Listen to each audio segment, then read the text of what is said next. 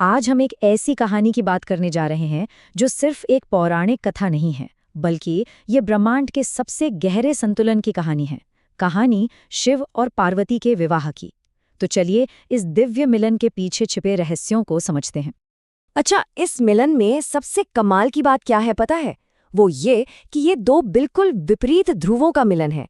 एक तरफ है शिव, तपस्वी, वैरागी, वो चेतना है, स्थिरता है। और दूसरी तरफ है पार्वती, एक माँ, सृजन की देवी, वो ऊर्जा है, जीवन है।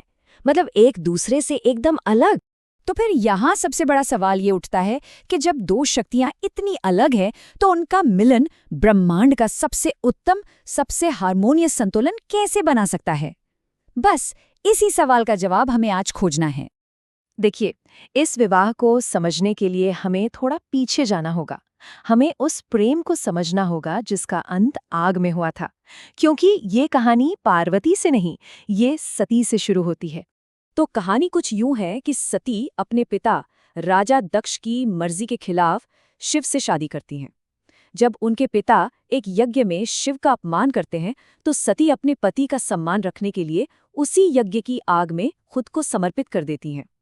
इस घटना से शिव इतने टूट जाते हैं कि वो गहरी तपस्या में चले जाते हैं, और उधर सती का ही पुनर्जन्म होता है पार्वती के रूप में। सती के ये आखिरी शब्द थे। ये सिर्फ दुख में कहे गए शब्द नहीं थे, बल्कि ये एक संकल्प था। ये उनकी भक्ति की गहराई दिखाता है, और यही संकल्प पार्वती के जन्म का मकसद तय करता है।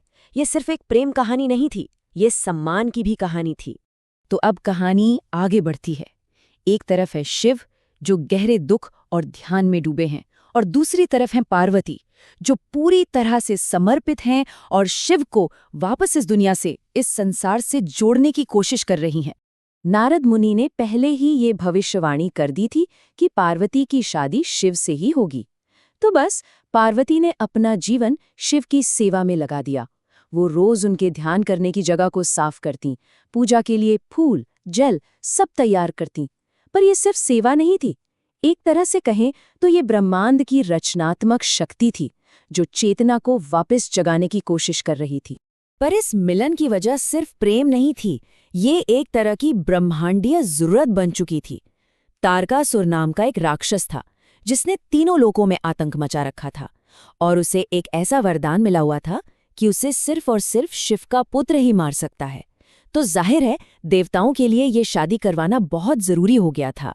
तो अब देवताओं ने एक प्लान बनाया। उन्होंने प्रेम के देवता कामदेव को भेजा कि वो शिव की तपस्या को भंग करें। कामदेव ने ध्यान में बैठे शिव पर अपने फूलों का तीर चलाया, लेकिन नतीजा बिल्कुल उल्टा हुआ। ध्यान भंग होने से शिव इतने क्रोधित हुए कि उन्होंने अपनी तीसरी आंख खोली और एक पल में कामदेव को जलाकर भस्म कर दिया। खैर, आखिरकार पार्वती की भक्ति और देवताओं की कोशिशें रंग लाईं।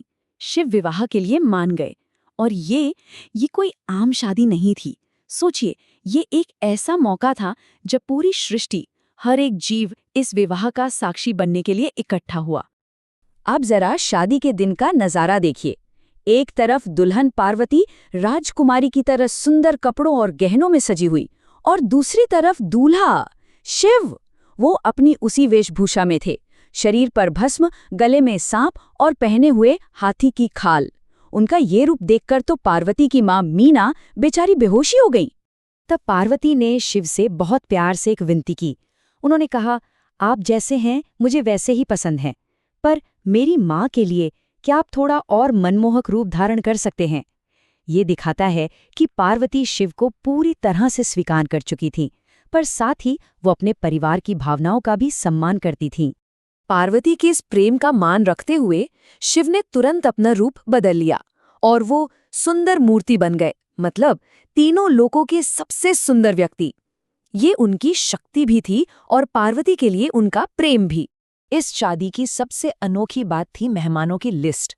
सोचिए जरा, देवता और राक्षस जो हमेशा एक दूसरे से लड़ते थे, वो एक साथ आए।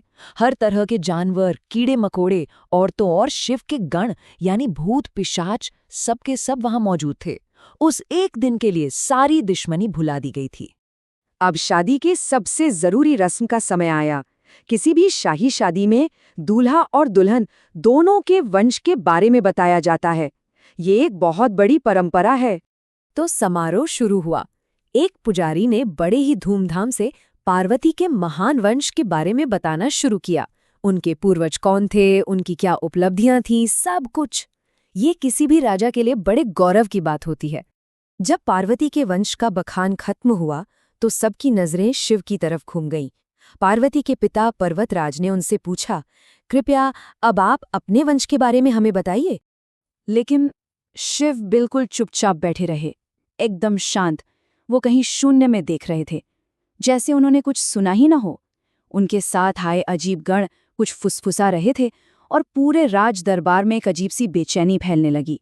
वहां मौजूद हर इंसान के मन में बस यही एक सवाल था, आखिर ये कैसा व्यक्ति है जिसके न कोई माता पिता है, न कोई पूर्वज, न कोई इतिहास? इसकी शुरुआत कहाँ से हुई? और तब उस गहरे सन्नाटे का जवाब एक शब्द में मिला, स्वयंभू, जिसका मतलब है वो जिसने खुद को बनाया हो, सेल्फ क्रिएटेड। तब ऋषि नारद आगे आए और उन्होंने सबको समझाया। उन्होंने कहा, इनके कोई माता पिता नहीं है, इनका कोई वंश या गोत्र नहीं है, ये स्वयंभू हैं। ये किसी भी परंपरा में नहीं बंधे हैं, क्योंकि ये सारी परंपराओं से परे हैं। ये तो खुद शुरुआत हैं। और यहीं पर इस पूरी कहानी का सबसे गहरा मतलब छिपा है। ये शादी असल में सिर्फ दो लोगों का मिलन नहीं थी, ये दो ब्रह्मांडीय सिद्धांतों का मिलन था। इस स्लाइड में ही सारा सार है।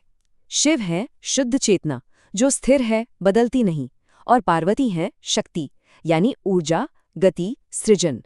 एक के बिना दूसरा अधूरा है। सोचिए, चेतना के बिना ऊर्जा को दिशा नहीं मिलेगी और ऊर्जा के बिना चेतना कुछ कर नहीं सकती।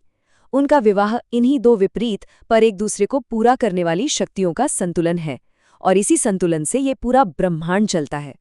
तो ये दिव्य कहानी हमें एक बहुत गहरे सवाल के साथ छोड़ जाती है कि असली संतुलन एक जैसी चीजों से नहीं, बल्कि विपरीत शक्तियों के सामंजस्य से बनता है। तो सवाल ये है कि हम सब अपने जीवन के विरोधाभासों के बीच, जैसे हमारे मन और भावनाओं के बीच, हमारे काम और आराम के बीच, अपना संतुलन कैसे खोज सकते हैं?